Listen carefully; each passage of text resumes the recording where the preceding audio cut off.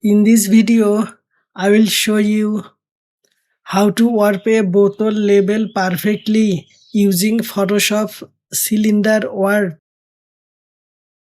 Here is our bottle image and here is the label we will apply. Open the bottle image in Photoshop.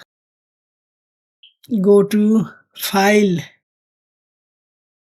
Place Embed, select your label design and click Place.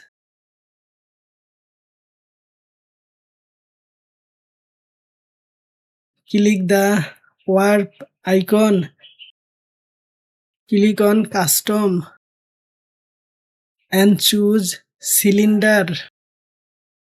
Resize the label so it matches the size of the bottle.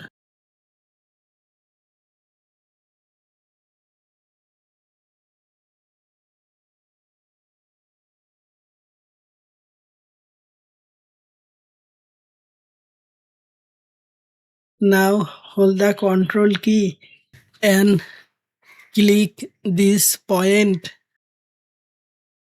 Then drag the warp control point to adjust the shape.